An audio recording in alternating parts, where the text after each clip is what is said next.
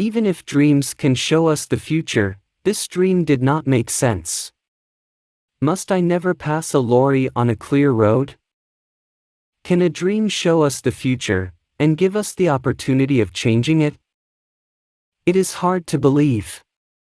If we can see the future in a dream, then surely the future already exists. If it does, then we are not free to act in the ways we wish to. We are not responsible for our own lives. Before I tell you the dream, I must explain a little about the context. It was the summer of 4 years ago, and I was driving my family back from Italy, through the south of France. My son had not yet learned to drive. My daughter was too young, and my wife doesn't drive at all. I had been at the wheel for the best part of 3 weeks. Perhaps I was tired, perhaps I could think of nothing except cars. We spent the night of the dream in a town called Tain-l'Hermitage. Now I'll tell you the dream. I was sitting in a big, powerful, cream-colored car, and I was driving at high speed through the country. I was coming to a bend in the road, and in front of me, there was a very large lorry. My foot reached out towards the brake, but it could not find it. I looked down, there was no brake. Worse, my hands held empty air. There was no wheel for them to hold. There were no controls of any kind.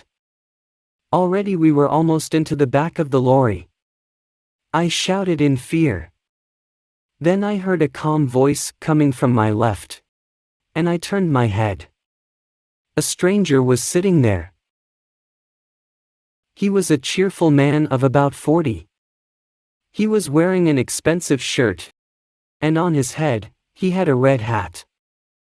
I couldn't understand what he said. He spoke very quickly in French, and my own French is not very good. I didn't, in fact, care what he said. My eyes were on his clean, fat hands, which were holding the wheel. This car had its wheel on the left. He, not I, was in control. We drove safely round the bend. He turned the wheel slightly to place the car in the middle of the road. He was going to pass the lorry. The road stretched straight ahead. It was bright in the sunlight and it was quite empty. Only one other person was in sight. A woman was sitting outside, a small house with white walls, and this house was almost exactly ahead of us. She was sitting by a table, putting some flowers in pots. She wanted to sell us some, and waved them at us.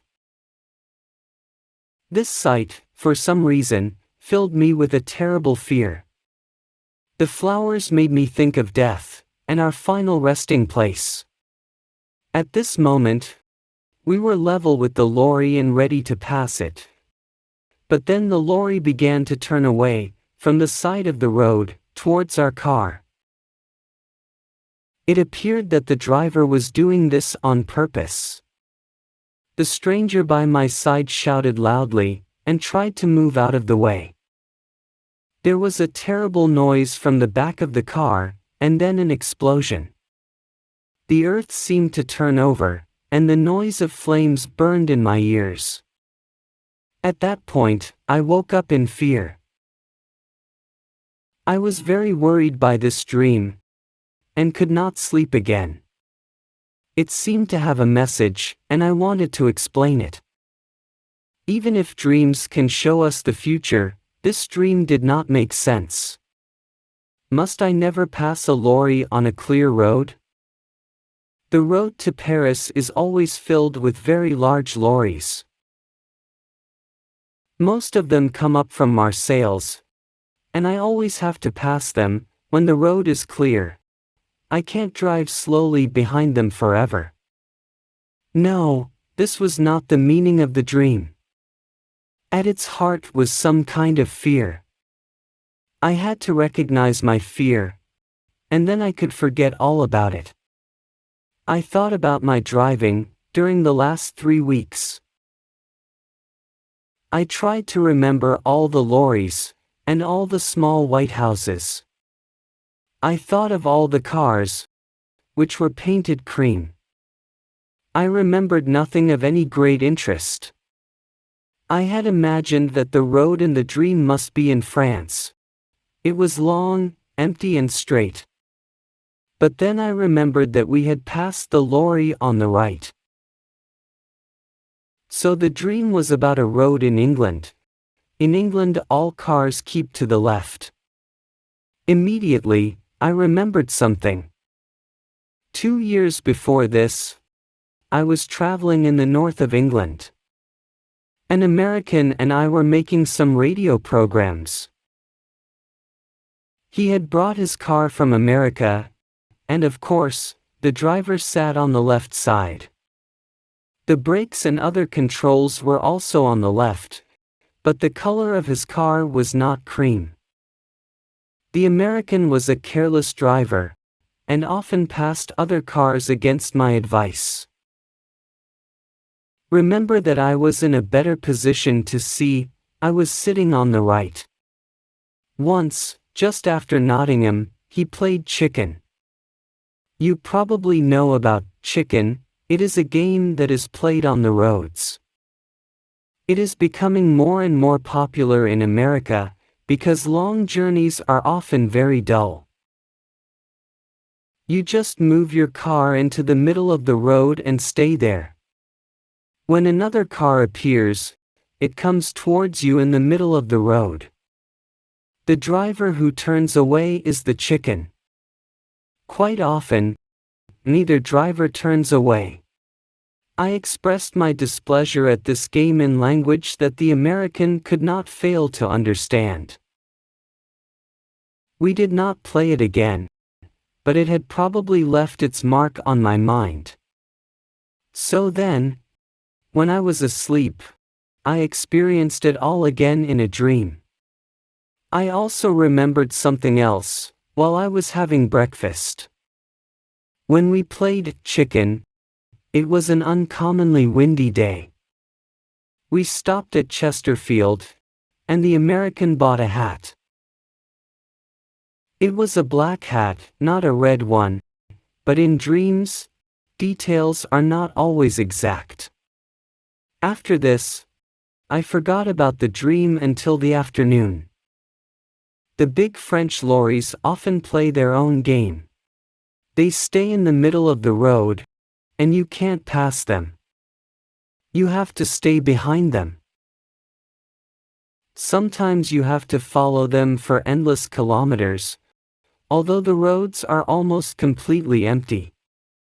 This afternoon we were following a large vehicle, which was making terrible noises. When I blew my horn, the driver moved to the side of the road, but it was the wrong side. He was driving along on the left, instead of keeping to the right. There was enough space on the right for me to pass him. But to do that would be wrong. So I just followed him for a few kilometers, and I told myself not to pass him. I considered the situation from every point of view. I could certainly turn my car more quickly than he could turn his lorry. It was a very big, heavy lorry. Could I, perhaps, pass him quickly on the right before he could do anything? If he turned to the right, though, he could easily kill us all. He probably wanted a bit of fun, but he might want an accident. If he killed us, nobody would say it was his fault. The law would be on his side.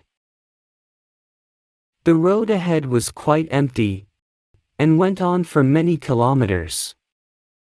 I drove more slowly until some distance separated us. Then I increased my speed as much as I could. I drove towards that empty space beside the lorry. My car was moving at about 110 kilometers an hour. The front of my car was almost level with the back of the lorry. Then I saw something that knocked the breath out of my body. On the grass beside the road, a woman was sitting outside a small white house with a table of flowers. For the first time in my life, I changed my mind while I was preparing to pass another vehicle. My foot went down hard on the brake. The car rocked from side to side. From behind me, I heard the sound of a horn. Another car was following us at a high speed. I knew its color before I saw it. It was cream.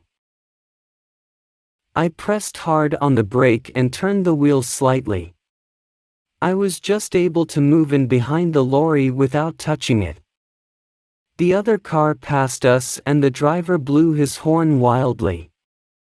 It reached the lorry and then the lorry turned towards it. For a moment, I thought that the car was going to pass the lorry safely. It was moving very fast. Then the front of the lorry just touched the back of the car. It was only a light touch, but it knocked the car towards the side of the road, and the woman at the table. The driver of that car knew exactly what to do. With the greatest skill, he turned it back into the middle of the road.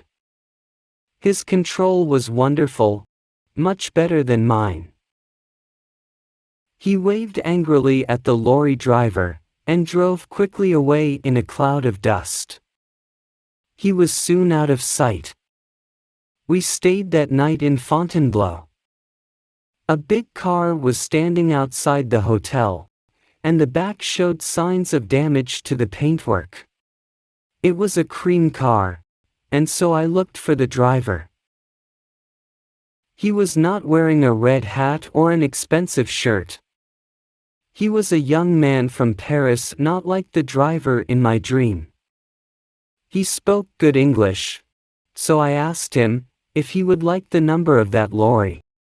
I had noticed it, and I was happy to give it to him. But he only laughed. The law won't help you if you pass on the wrong side of the road.